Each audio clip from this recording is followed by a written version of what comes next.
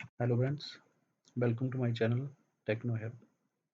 आज इस वीडियो में हम सीखेंगे माइक्रोसॉफ्ट एक्सचेंज सर्वर के बारे में। क्या होता है ये माइक्रोसॉफ्ट एक्सचेंज सर्वर और कैसे ये यूज़र मेल बॉक्स क्रिएट किया जाता है इसमें, और चेक बैक करेंगे कि वेदर इट इज़ क्रिएटेड और नॉट। तो without wasting the time we can start the chapter. Okay, MS exchange server. सबसे पहले हम बेसिक फॉर्म से लेके चलते हैं। Mail server. मेल सर्वर है क्या है? मेल सर्वर और एक्सचेंज सर्वर दोनों एक ही हैं। एक्सचेंज सर्वर को ही मेल सर्वर कहा जाता है। इसकी बेसिक टर्म है ईमेल। ईमेल क्या है? सबसे पहले email email stands for electronic mail in which we can exchange the information internet over the internet and within the organization. Now, terms email in which we can exchange the information in the form of either text, video, or any media message like a picture or data, apps, anything, so that we can exchange the information. Now, email के बाद आता है exchange server.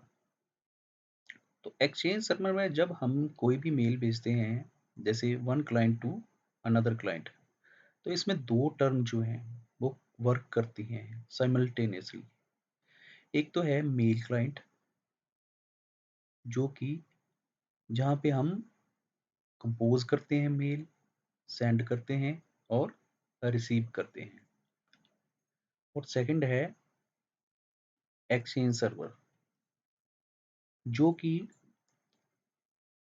इस mail को जहाँ से send करते हैं और डिलीवरी एंड तक पहुँचाता है। लाइक मान लिया कि ये स्विच लगा रखा है आपने, स्विच में मल्टीपल जो है आपकी यूजर्स लग रखे हैं, मल्टीपल पीसी जो है कनेक्ट कर रखे हैं। ये जो आपने नेटवर्क बनाया है इसको बोलते हैं विद इन ऑर्गेनाइजेशन।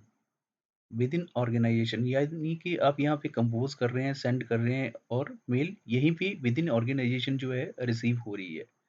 और अगर ये मेल क्लाइंट अपना जो है ओवर द इंटरनेट अगर टेक्निक यूज करेगा, तो क्या है, इस मेल क्लाइंट ने जैसे ही जो भी अपनी मेल सेंड की है वो दूसरे क्लाइंट तक पहुंचेगी, that is the over the internet. तो दो टर्म है ये, एक within organization and over the internet. और सेकंड जो है, फर्स्ट में जो है मेल क्लाइंट, सेकंड आता है एक्सचेंज सर्वर। मैंने ऑलरेडी आपको बताया है कि एक्सचेंज सर्वर जो है, जिसको कि मेल सर्वर के नाम से भी जाना जाता है, मेल सर्वर। अभी अमूमन क्या है कि हम अपना अकाउंट जो क्रिएट करते हैं, जैसे gmail.com, outlook.com, yahoo.com, reddit.com, जो भी एनीवे। तो इसमें जो है हमें कंफ्यूजन ये रहता है कि हम जीमेल में अकाउंट क्रिएट कर रहे हैं, तो इट मीन्स ये जीमेल हमें जो है अकाउंट क्रिएट करने की परमिशन दे रहा है। नहीं, ये गलत है। इसके पीछे जो है, जीमेल के पीछे जो है, एक साइलेंटली सर्वर जो है रन कर रहा होता है, जिसका नाम है एक्सचेंज सर्वर। और वही हमें अलाउ करता है कि कहाँ पे हमने अकाउंट क्रिएट करना है, कैसे इसको परमिशन देनी है, कौन सी पॉलिसी जो है अडॉप्ट होंगी उसमें। और प्लस सेंडर से लेकर रिसीवर तक का रूट जो वह डिजाइन करता है, वो एक्सचेंज सर्वर ही डिफाइन करता है पाथ उसका। अभी जीमेल, आउटलुक.com, yahoo.com, reddit.com ये एक डोमेन है। ये एक डोमेन है, ये डोमेन प्रोवाइड करते हैं आपको। ठीक है? और ये अपना कोई इनका अकाउंट नहीं होता, ये अकाउंट नहीं क्रिएट करते। तो इसमें जो मेल क्लाइंट है, जैसे मेल क्लाइंट में क्या है, प्लेटफॉर्म आपके पास MS, Outlook, Outlook Express, Mozilla Thunderbird and Lotus, so many, कई हैं इसमें। ठीक है, एमएस जो माइक्रोसॉफ्ट के हैं उसमें ये दे रखे हैं, MS Outlook, Outlook express and Mozilla and Thunderbird और लोटस। अभी आते हैं प्रोटोकॉल पे। प्रोटोकॉल, जो एक्सचेंज सर्वर में जो प्रोटोकॉल अडॉप्ट होती हैं, प्रोटोकॉल में ऑलरेडी मैंने एक वीडियो बना रखी है, जिसका लिंक मैं डाल दूंगा नीचे कमेंट बॉक्स पे। तो प्रोटोकॉल पे भी आप उसका जो है वीडियो देख सकते हैं, क्या है प्रोटोकॉल। तो इसमें जो है प्रोटोकॉल जो है 3 टाइप की यूज़ होती हैं। एक है पीओपी और एक आईमैप एंड एक एसएमटीपी। नाउ पीओपी, ये पीओपी क्या है? पीओपी है पोस्ट ऑफिस प्रोटोकॉल, ठीक है? And IMAP, internet message access protocol. और लास्ट में है SMTP, that is simple mail transfer protocol. जो सिंपल मेल ट्रांसफर प्रोटोकॉल है, वो मेल को सेंड करने के लिए जो काम में आती है।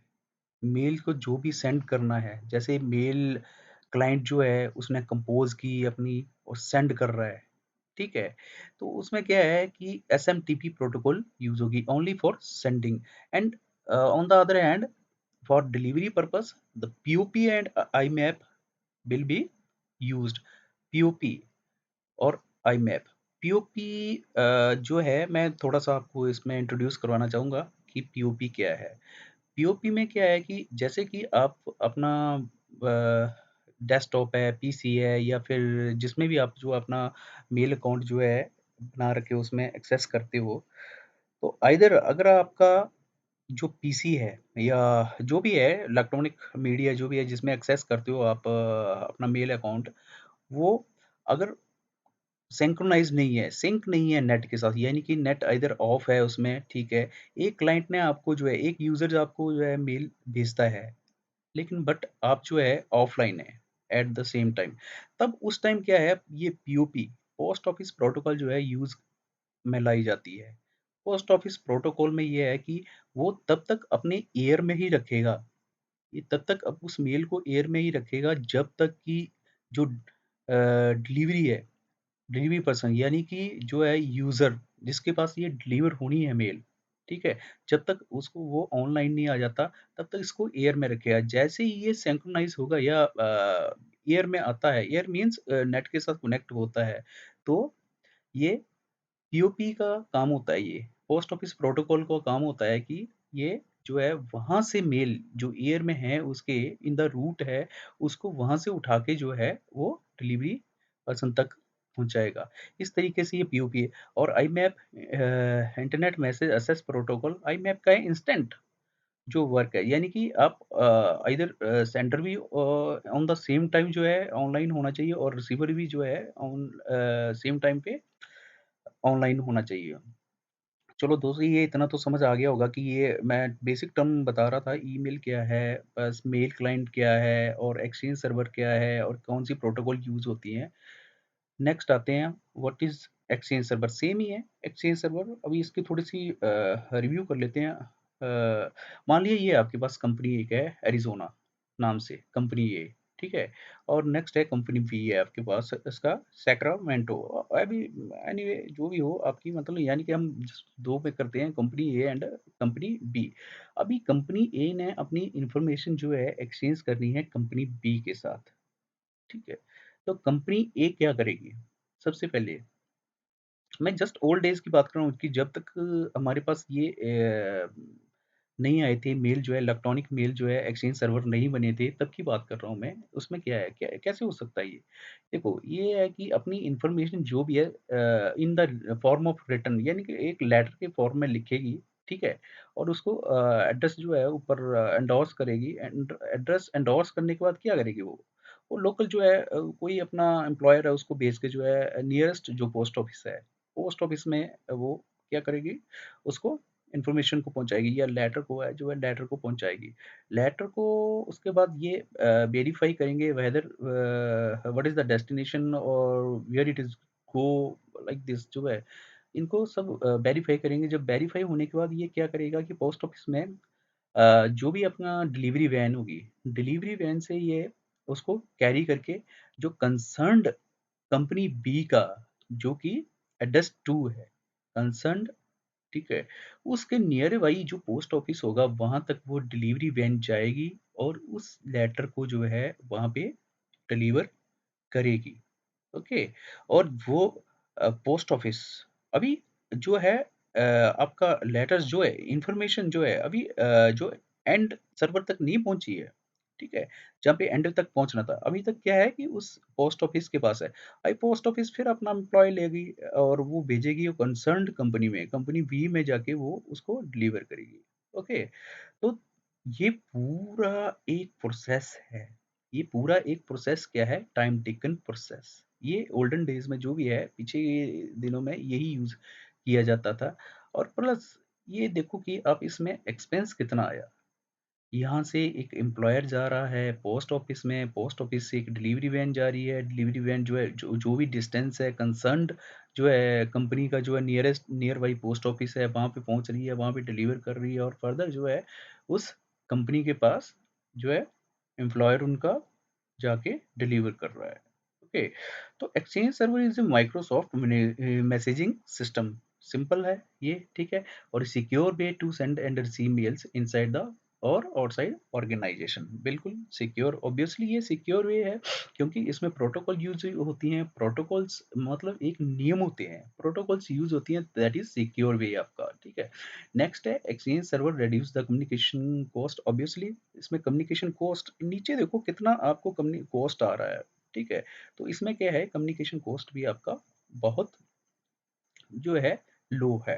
Now Exchange Server enables companies to be responsive and heavy customer. Obviously जो है, ठीक है, इनको अडॉप्ट करने के बाद जो है इतना वर्कलोड भी कम हो जाता है, तो है no additional cost when enabling feature, ठीक है, कोई कॉस्ट नहीं आता उसको फीचर्स को इनेबल करने के लिए।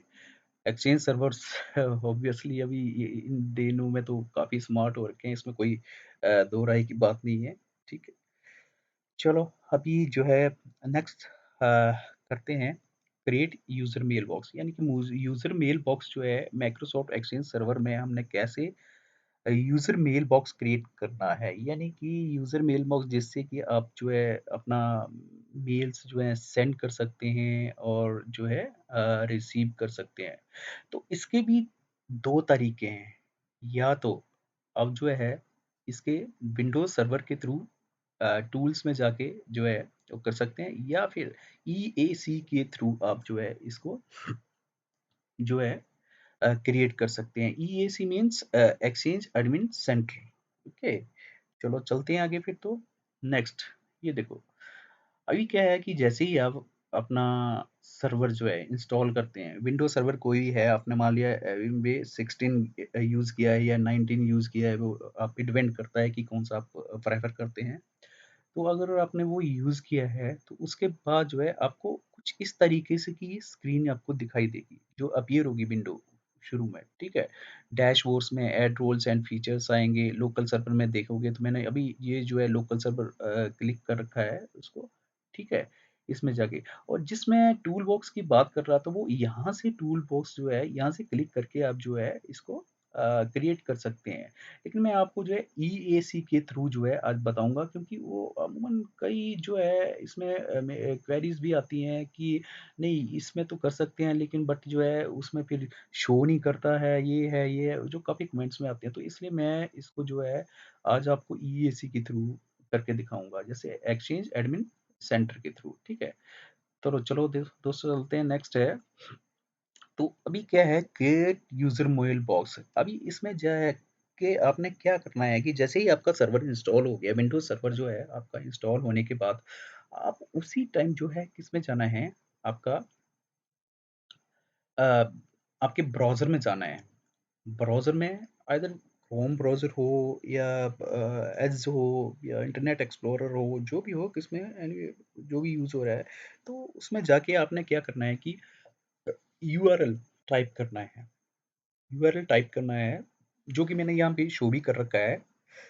https colons slash slash local host slash ECP.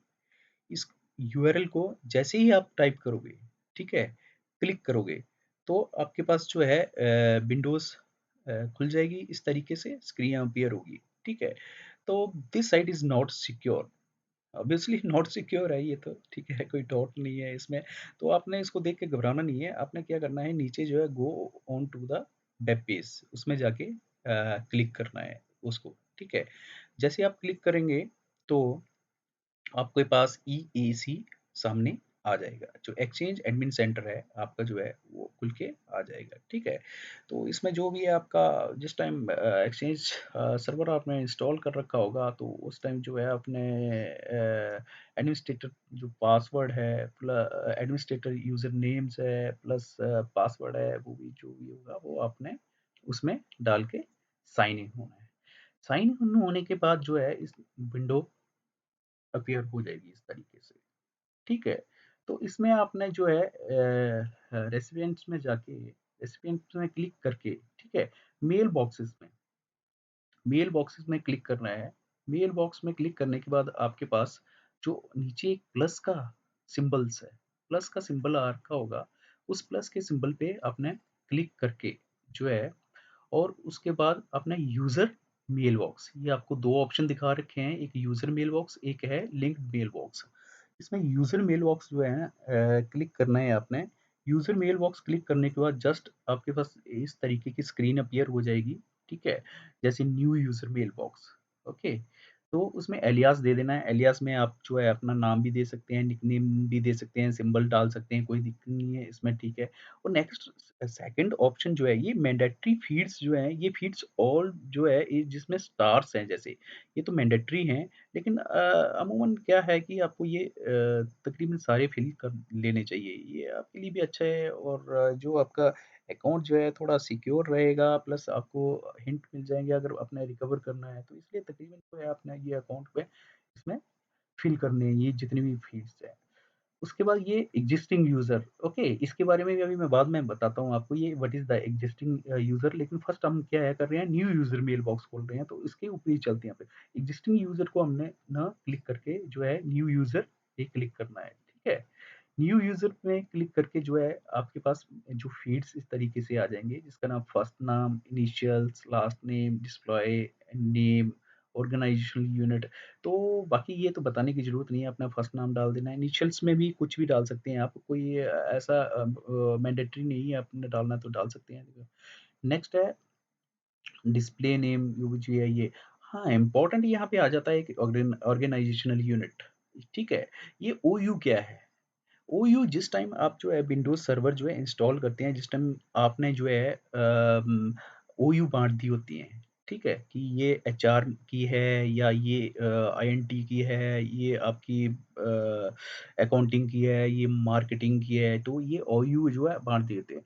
जिस ओयू में आप मेल बॉक्स जो है यूज़र मेल बॉक्स क्रिएट करेंगे, वो उसी ओयू में जो है शो करेगी। ये हमेशा इम्पोर्टेंट है ये बहुत सारा, ठीक है? तो ये हमेशा ध्यान में रखना, ठीक है?